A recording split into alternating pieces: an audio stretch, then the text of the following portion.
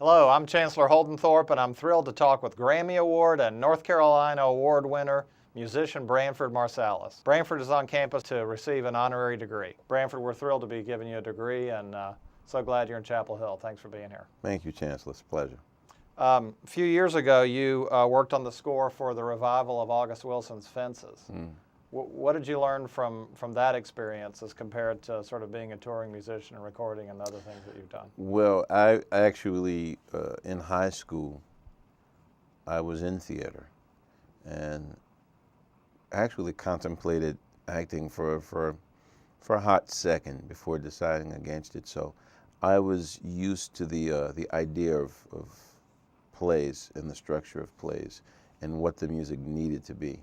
So it was great for me because I got a chance to utilize a lot of things that I learned that playing jazz or doing the Tonight Show or things like that doesn't really call for the types of skills that you need to have to make that work. So I was really excited about the opportunity to write the music and to get a chance to do something different.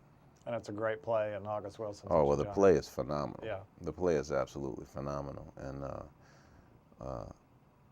Denzel Washington and Viola Davis were absolutely incredible. They were stunning. And I'd written a bunch of the music, and then before I saw the play, which that's something I learned. I'll never do that again. I got to the play, and the way that the characters interacted was completely different than the way that I'd conceived it, because when I'm reading the play, of course, you play the play out in your head, and the actors assume your character and your personalities or whatever personalities you choose to inject into them. And then when I got there, what Viola and Denzel were doing was so different and so much more powerful that I had to rewrite about 80% of it. It didn't take a long time, but still it was a lesson learned. See the play first. Yeah, that's great. A lot of great jazz musicians from North Carolina, John Coltrane, and now North Carolina has finally put up a historical marker to recognize the fact that Thelonious Monk was from Rocky Mount. Yeah. What do you think of it?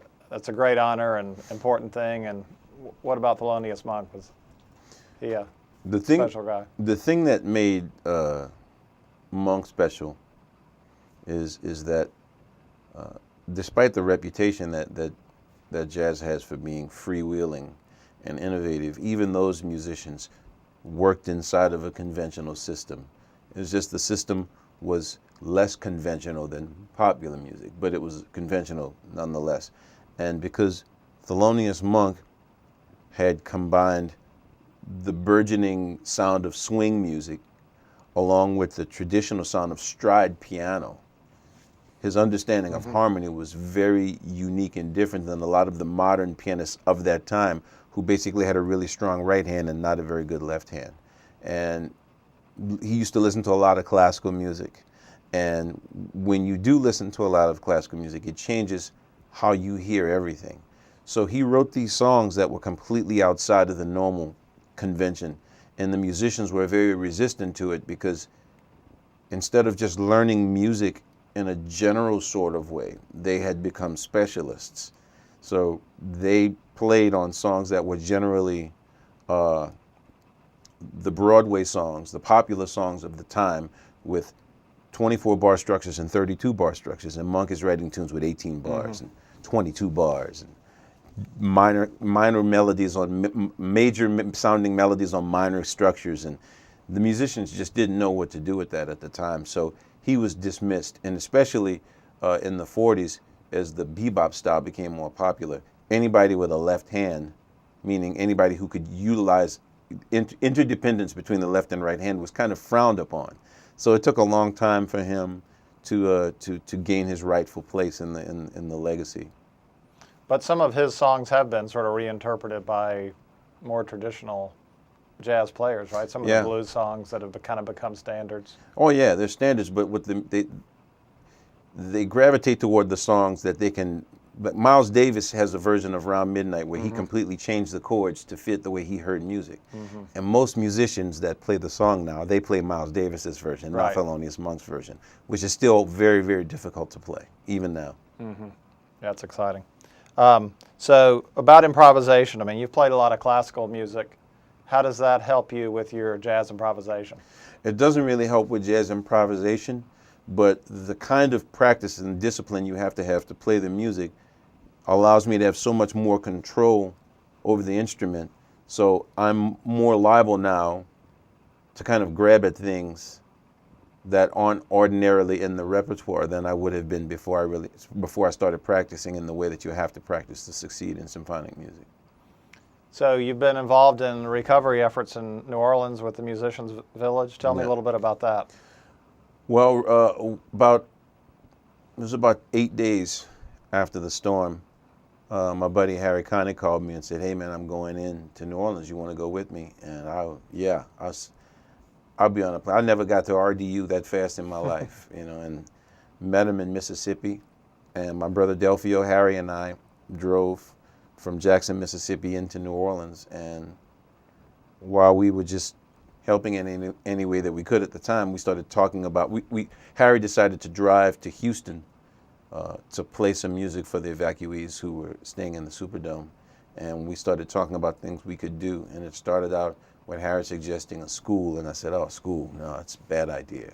And it kind of evolved into him saying, "Well, I have this relationship with Habitat for Humanity, and maybe we could build some houses or something." I said, "No, that would work. That'd be productive." And by the time the plane landed back at RDU, my manager, the phone was exploding with messages. "Call me now, call me. And less than 24 hours after the initial discussion, it was like, we got to go back to New Orleans because Habitat is all on board, and it happened that fast. So it was an amazing thing to watch, because when we went to the neighborhood the first time, there were literally houses and cars turned upside down. And in the span of 4 months, we started building the first homes, and the response from people around the world was absolutely amazing. The response from fellow Americans, the response from universities. One of my enduring memories is being over there helping with some of the construction and hearing a marching band. And the birds hadn't returned yet. Mm-hmm. So I walked, it's about 2.5 blocks away, and there was the entire University of Maryland marching band having rehearsal, because they had come up for 6 days, and they would build homes from sunup to lunch, and then take an hour for lunch, and then take an hour and a half to 2 hours for band practice, and then build till sundown. And it was really an amazing thing to see, and it was very, very touching. I bet. Yeah, that sounds wonderful. So you're involved with university jazz programs, and we have a excellent program here with Jim Ketch and Stephen Anderson. So tell me a little bit about being part of a university and playing jazz, and what you think it brings to the community and to the students. And well, I think that it really does help the students a lot. It helps me. Working with students helps me, because so much of what we do, the intuition arrives after a period of years of reflection. So much of what we do is so internal and so personal, and it is kind of developed by ourselves, that suddenly when you have to explain or defend intellectual choices, it really gets the brain going. It really gets the brain going, and it gets the idea of it outside of yourself, and you have to find a way to speak about it. And it took a while when I started working at universities to codify what I had in my head in a way that would make sense to students. And I've really appreciated the students for that, the good ones who would challenge me on certain things. But I think that my personal preference is that jazz is just great. The idea of jazz is really great for students, just like the idea of playing classical music, which I think all jazz students should do, and all classical students should play jazz. In a perfect world, that's what would happen. And at a university, because when I was in university, I played in the classical program, in the jazz program, and I marched in the band. And I enjoyed every aspect of it. And it's hard to, with the curriculums being as fully loaded as they are these days. Much more so now than they were 30 years ago when I was in school. Yeah. It's wild to even say that 30 years ago. Yeah. It's more than 30 years Right. ago.